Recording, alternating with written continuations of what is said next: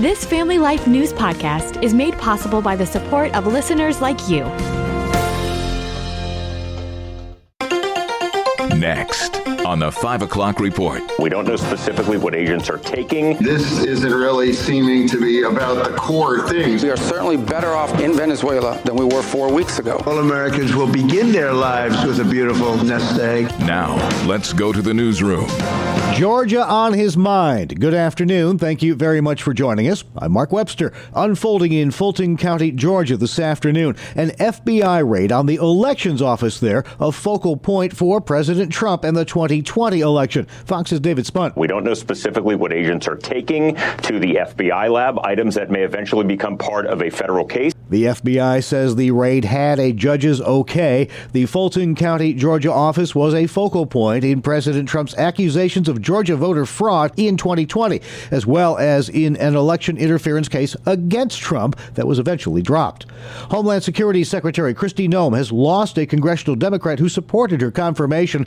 Pennsylvania's John Fetterman tells Fox News Noem should resign because ICE has lost its primary focus. Right now, when you've reached this situation here, Americans have died, and this isn't really seeming to be about the core things of securing our border and deporting all of the criminals now, too. However, Fetterman says he does not support a Democrat-led move to create a partial federal government shutdown by voting against appropriations bills unless future ICE funding is removed. Secretary of State Marco Rubio testifying today before the Senate Foreign Relations Committee on Venezuela, among other topics. Rubio telling senators friendly, stable, democratic, prosperous Venezuela won't happen overnight. And I recognize that it won't be easy. I mean, look, at the end of the day, we are dealing with people over there that have spent most of their lives living in a gangster paradise. So it's not going to be like from one day to the next. And we are certainly better off today in Venezuela than we were 4 weeks ago. Rubio says the U.S. has no reason to believe any further military intervention will be necessary there. The same can't be said right now for Iran. A potent U.S. armada of ships and planes fast closing to within striking distance of the Islamic State, a trigger Trump says he's willing to pull if Tehran makes it necessary. He is still open to negotiation, suggesting that if Iran was prepared to give up its nuclear weapons program, then he would be prepared to make a deal. Iran has never said it would be prepared to do that. That's NBC's Keir Simmons. Today, Trump was talking about what he's calling Trump accounts, designed to get the youngest Americans off to a good financial start. We'll ensure that Americans don't just end their lives with a nest egg, but instead all Americans will begin their lives with a beautiful nest egg. Under that program, every American child born during his second term will receive a $1,000 tax-free government deposit to jumpstart their account. Trump probably not quite as thrilled about the Fed today. The Federal Reserve decided to leave interest rates unchanged for now. Trump has consistently pressed the board to keep lowering those interest rates. The next Fed meeting is in mid-March. One other business note, thousands of jobs being cut by Amazon again. The company announcing the layoffs in a memo to employees today. This comes after Amazon cut 14,000 jobs back in October, mostly at the corporate level. A nationwide coalition of conservative organizations has launched a campaign to try to overturn the Supreme Court's Obergefell ruling, which legalized so-called gay marriage. We believe that kids deserve the unique and irreplaceable gift of both having a mother and having a father. The studies show that kids are more well prepared for life. Jonathan Covey is with the group Texas Values, part of that push. He calls the landmark 2015 ruling an illegitimate power grab because it took authority away from states, departing from the court's own historical test. The court would typically ask whether a claimed right was deeply rooted in the nation's history and tradition. In addition to court challenges, the 47 groups are working to mobilize Christian churches to help take up the cause. Still about 380,000 without power from Texas to Kentucky, the result of heavy ice accumulation during last weekend's storm. CBS's Katie Weiss on the Ole Miss campus in Mississippi. This morning, we counted dozens of students and members of the Oxford community that were still sleeping in the student union to stay warm because they're still without power. In our area, just about all of Pennsylvania and Ohio remain under a cold weather advisory. Overnight wind chill readings could dip to 15 below zero. Kevin Williams' forecast for your area area coming up. The airlines are also still working through the backlog caused by over 10,000 weekend flight cancellations. Today, there are about 2,000 delays and cancellations, a good chunk of those involving American Airlines and their Dallas-Fort Worth hub. And yesterday, it was the Buffalo Bills announcing their new head coach, offensive coordinator Joe Brady. Today, the Cleveland Browns' turn. They've hired Todd Monken as their next head coach. The former Baltimore Ravens offensive coordinator will replace Kevin Stefanski, who was fired after the 2025 season.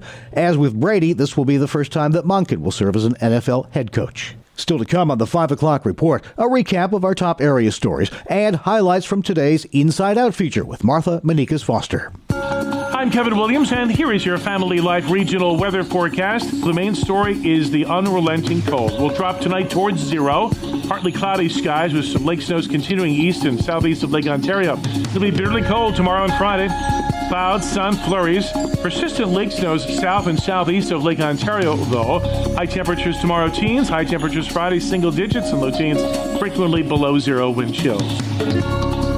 Thank you very much, Kevin. Now checking the stories making news where you live across New York and Pennsylvania. Our sustained cold and snowy weather has been challenging, especially for first responders.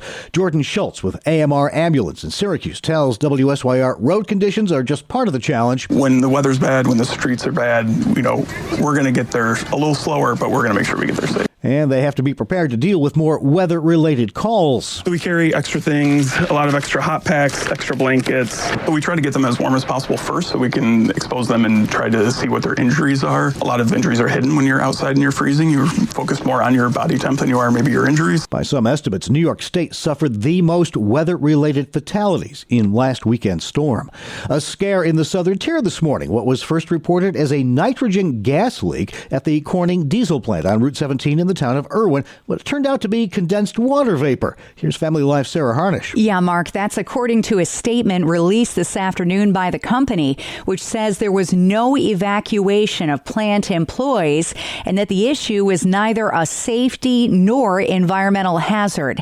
The large vapor cloud did prompt closures of parts of routes 15 and 417, which have since reopened.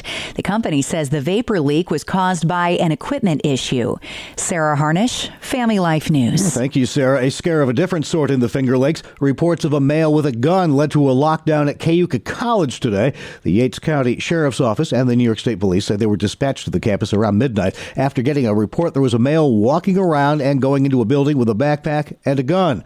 The campus was put on lockdown, but after an investigation, deputies determined there was no threat to the community and the lockdown was lifted.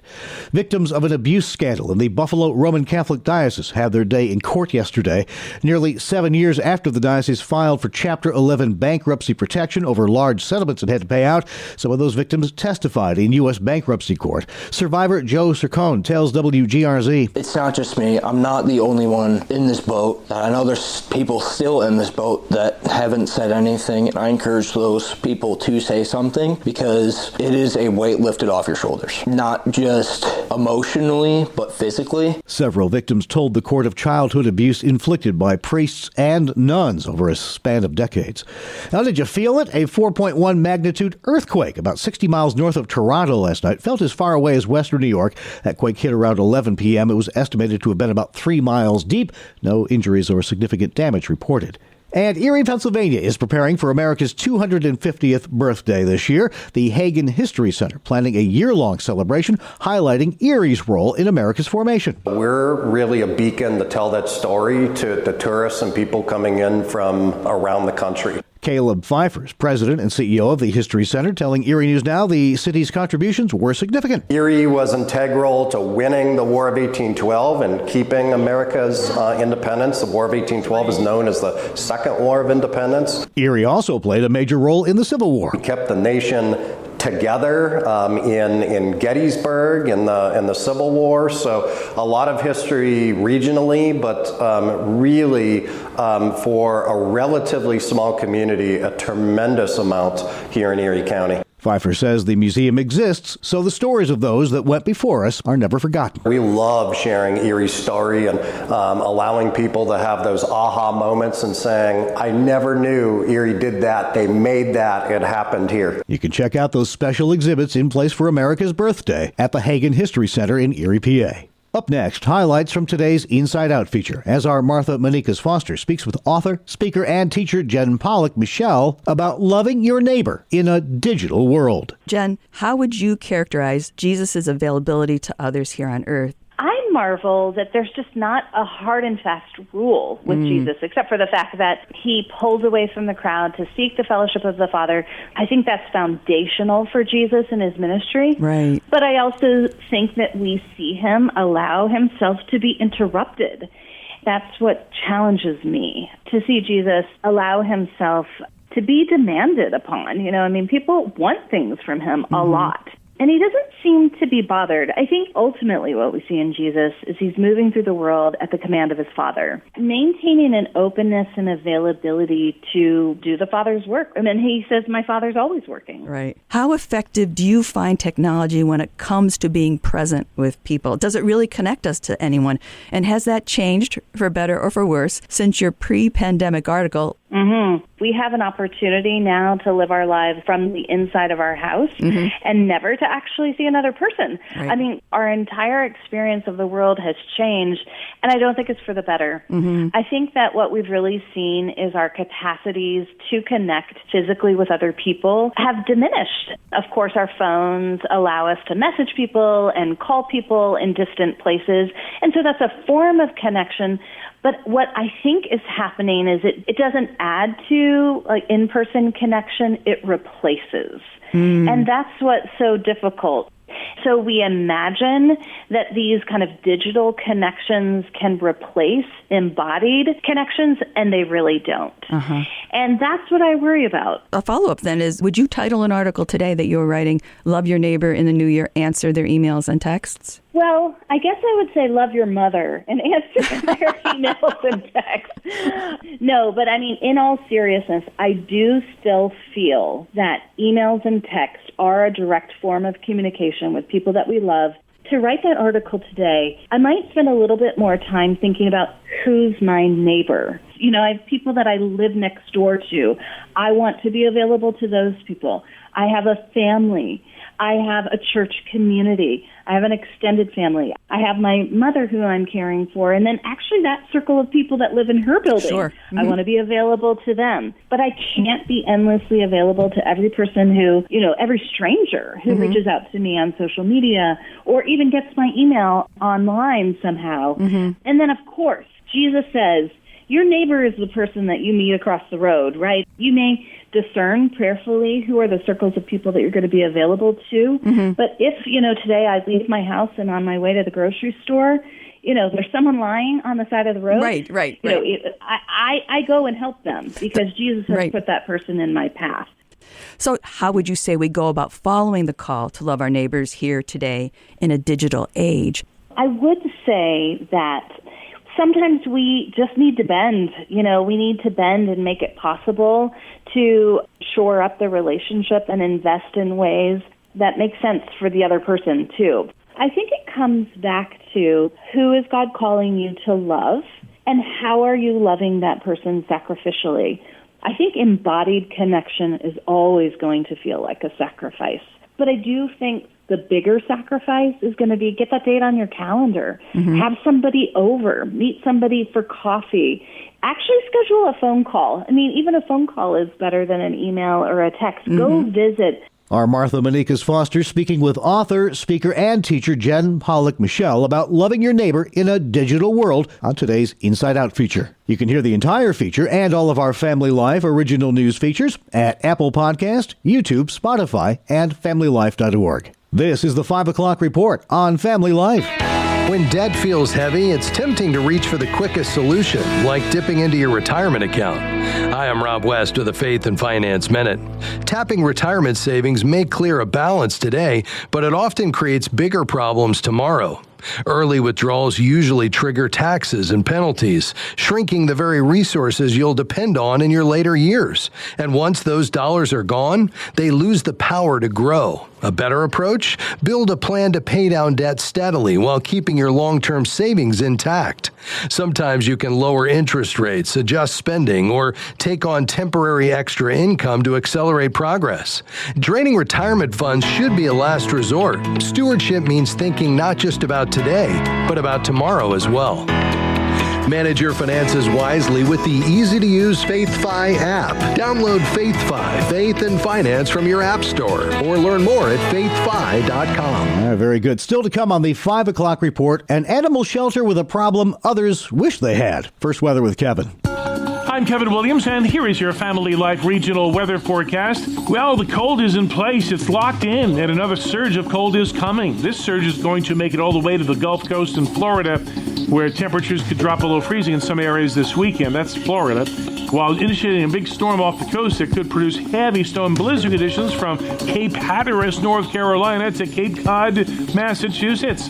Here, though, the main story is the unrelenting cold. We'll drop tonight towards zero. Partly cloudy skies with some lake snows continuing east and southeast of Lake Ontario. It'll be bitterly cold tomorrow and Friday.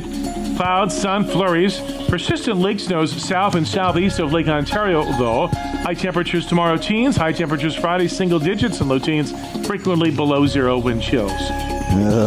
Make it stop, Kevin. All right, thank you very much. Finally, in 5, the Bide a While Animal Shelter in Nova Scotia has a rather ironic name because the one thing animals there don't seem to do is bide a while. We post them at 9:30 in the morning. By 10 o'clock, we have a lineup out front, and by noon, they're all adopted. Executive Director Leslie Summers Blonde. Most shelters have some long timers hanging around, especially like older cats, but not at Abide. Last year around this time, adult cats and senior cats or cats with medical complications were staying in the shelter a little bit longer than, your average kitten that is quickly scooped up by a fun-loving family.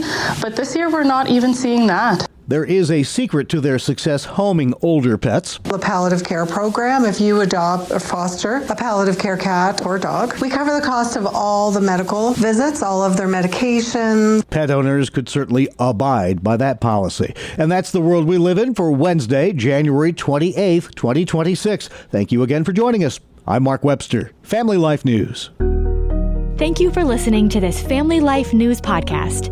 If you've been encouraged by what you've heard, please share it with others and click the subscribe button to automatically receive future episodes.